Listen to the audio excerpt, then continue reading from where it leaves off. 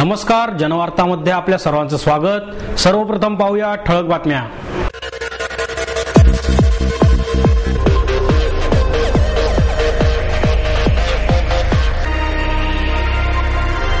Upper Kondhwa रस्त्यावरील 21,000 चौरस फुटाचे अनधिकृत बांधकाम पालिकेच्या अतिक्रमण विभागाने केले जमीनदोस्त।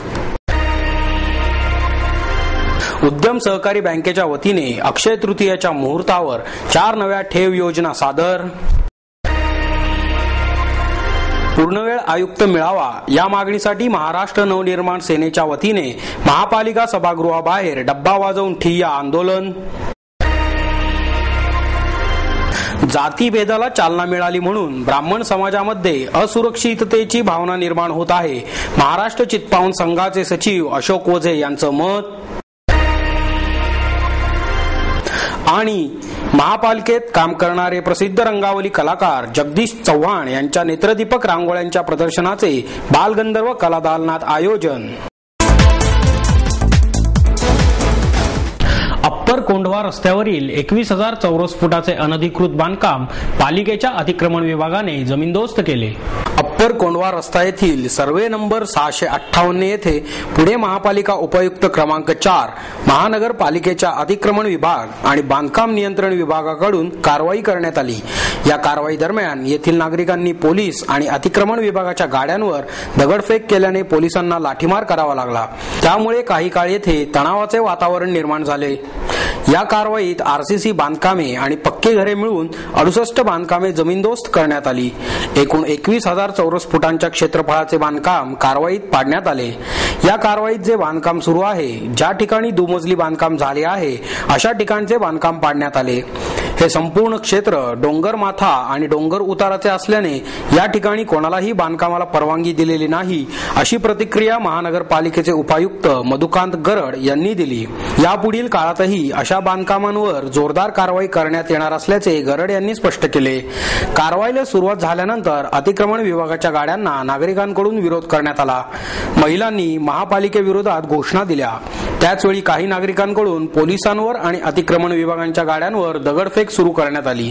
त्यानंतर पोलिसांनी लाठीमार करत आंदोलनकर्त्या नागरिकांना दूर केले आणि जोरदार कारवाई करत पक्की बांधकामे, घरे, दुकाने, रिकामी शेड्स पाडली। या कारवाईत दुमजली 35 घरे, बैठी 33 घरे आणि 15 दुकाने तसेच 3 शेड्स पाडण्यात आल्या। येथील एकूण 21,000 चौरस फुटांच्या क्षेत्रफळाचे बांधकाम या कारवाईत जमीनदोस्त करण्यात आले। या कारवाईला विरोध करणाऱ्या 14 पुरुषांना आणि 3 महिलांना पोलिसांनी अटक केली। तसेच रॉकेल ओतून घेऊन पेटून घेण्याचा प्रयत्न करणारा लोकरे याला यावेळी पोलिसांनी अटक केली।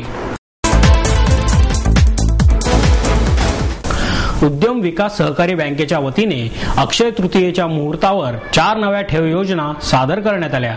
अक्षय तृतीयेच्या मुहूर्तावर उद्यम विकास सहकारी बँकेने 4 नवीन ठेव योजना सादर केल्याची माहिती बँकेचे अध्यक्ष दिलीप उंबरकर आणि कार्यवाहक संचालक निरंजन फडके यांनी पत्रकार परिषदेत दिली।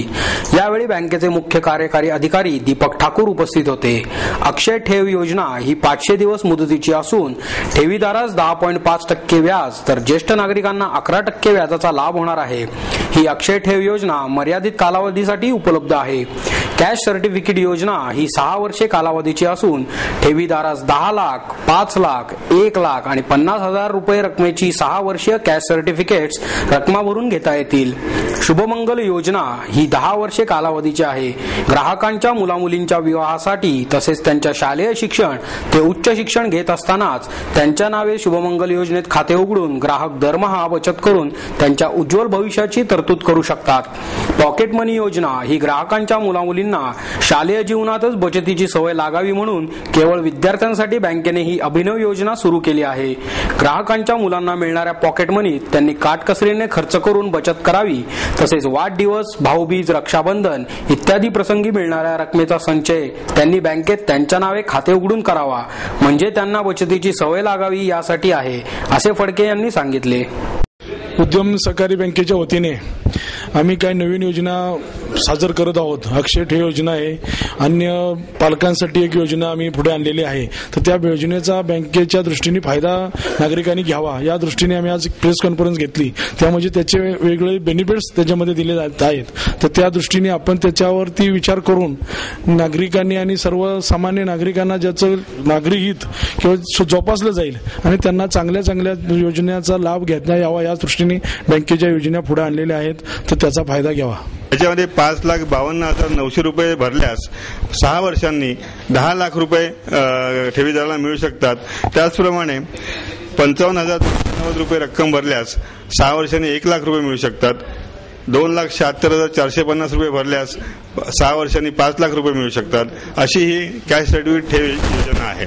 तिसरी एक योजना आम्ही अशी लॉन्च करीत आहोत, तिचं नाव आहे शुभमंगल योजना. पालकांनी आपल्या मुलांसाठी किंवा मुलींसाठी साधारणपणे 10 वर्षापेक्षा कमी वय असणाऱ्या मुलांसाठी ही योजना खास आखलेली आहे की त्यांच्या नावाने दरमहा त्यांच्या पगारातून सेव्हिंग करून मुलांच्या नावाने खाती उघडावीत. 10 वर्षाचा कालावधी गेल्यानंतर एक मोठी रक्कम त्या पाल्याच्या नावाने तयार होणार आहे की ज्याचा उपयोग त्या पाल्याच्या लग्नासाठी किंवा उच्च शिक्षणासाठी करता येणार आहे. फॉर एक्झाम्पल 5,000 रुपये दरमहा जे सेव्हिंग करतील त्यांना 10 वर्षानंतर 10,27,820 रुपये एवढी रक्कम एक रकमी मिळणार आहे. तसेच ज्यांना 5,000 रुपये शक्य नाही ते 4,000 रुपये सेव्हिंग करतील तर त्यांना 10 वर्षानंतर 8,22,256 रुपये मिळणार आहेत. तसंच 3,000 रुपये किंवा 2,000 रुपये 1,000 रुपये इतके दरमहा जे रेग्युलर सेव्हिंग करतील त्याच्यासाठी पण ही योजना उपयोगी आहे. 1,000 रुपये दरमहा जर सेव्हिंग केले तर 10 वर्षानंतर त्याची 2,05,564 रुपये एवढी रक्कम मिळणार आहे. चौथी योजना जी आम्ही खास मुलांसाठी यावेळेला लॉन्च करीत आहोत तिचं नाव आहे पॉकेट मनी योजना. लहान वयामध्येच मुलांना बचतीची सवय लागावी आणि बचत करून हे उत्कृष्ट नागरिक ते बनावेत म्हणून त्यांचा जो पॉकेट मनी मिळतो त्यातून त्यांनी सेव्हिंग करून त्यांच्या नावाने त्यांचं खातं उघडलं जावं आणि त्या खात्यामध्ये त्यांनी पैसे जमा करावे आणि त्याच्यातनं पुढे बचतीचा लाभ त्यांना मिळेल आणि बचतीची सवय लागेल जेणेकरून पुढील वयामध्ये सुद्धा ते जेव्हा नोकरी धंदा करतील तेव्हा त्यांना बचतीची सवय चांगली उपयोगी पडेल. पूर्णवेळ आयुक्त मिळावा या मागणीसाठी महाराष्ट्र नवनिर्माण सेनेने महापालिका सभागृहाबाहेर डब्बा वाजवून ठिय्या आंदोलन केले. यावेळी कार्यकर्त्यांनी सत्ताधारी आणि प्रशासनाच्या विरोधात घोषणाबाजीही केली. महापालिकेत आयुक्तांसह अतिरिक्त आयुक्त उपस्थित नाहीत. तसेच अनेक वरिष्ठ अधिकारी रजेवर गेले आहेत. त्यामुळे प्रशासनाचा कारभार ठप्प झाला आहे. आयुक्त मिळावा यासाठी सर्व राजकीय पक्षांकडून ओरड सुरू आहे. याच मागणीसाठी शुक्रवारी सर्वसाधारण सभेदरम्यान सभागृहाला टाळे ठोकत ठिय्या आंदोलन करण्यात आले. याच मागणीसाठी आज झालेल्या सर्वसाधारण सभेच्या वेळी मनसेच्या नगरसेवक आणि कार्यकर्त्यांनी सभागृहाबाहेर डबा वाजवत ठिय्या आंदोलन केले. यावेळी दादा बोले महापौर हाले सत्ताधाऱ्यांसह प्रशासनाचा धिक्कार असो अशी घोषणाबाजीही करण्यात आली. तसेच महापालिकेला पूर्णवेळ आयुक्त मिळालाच पाहिजे असे फलकही कार्यकर्त्यांनी आणले होते. या आंदोलनात मनसेचे शहराध्यक्ष प्रकाश ढोरे, गटनेते रवींद्र धंगेकर, महिलाध्यक्षा सुशीला नेटके हे सहभागी झाले होते.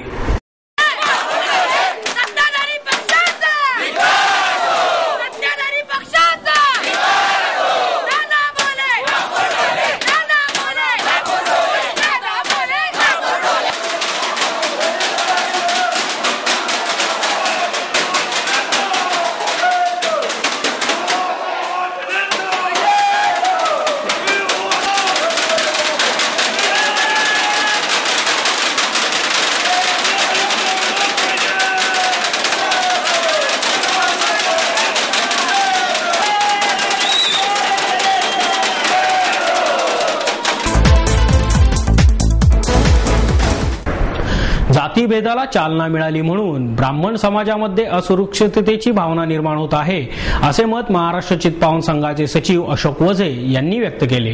वक्तृत्वोत्तेजक सभेच्या वतीने आयोजित केलेल्या वसंत व्याख्यानमालेत जातींचे संघटक, आवश्यकता आणि अनुभव या विषयावर वझे यांचे व्याख्यान झाले.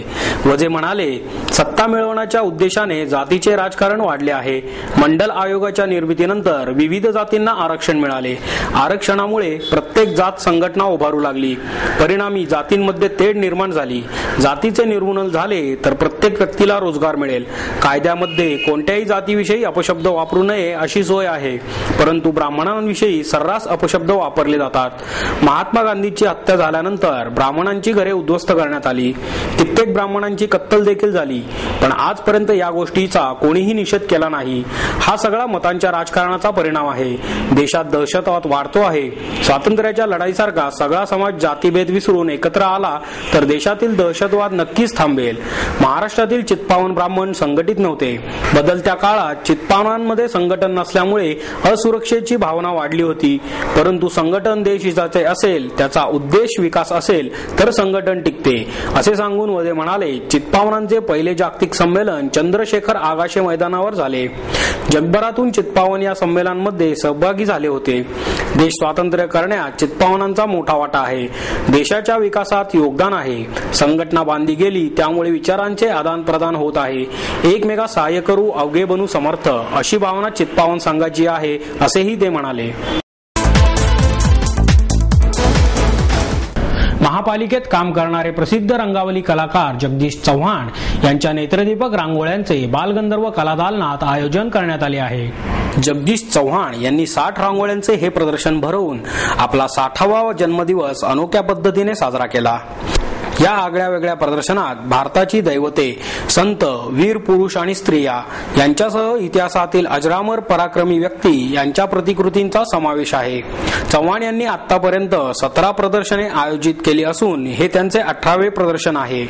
7 मे पर्यंत हे प्रदर्शन सकाळी 10 ते रात्री 8 या वेळेत सर्वांसाठी खुले राहणार आहे.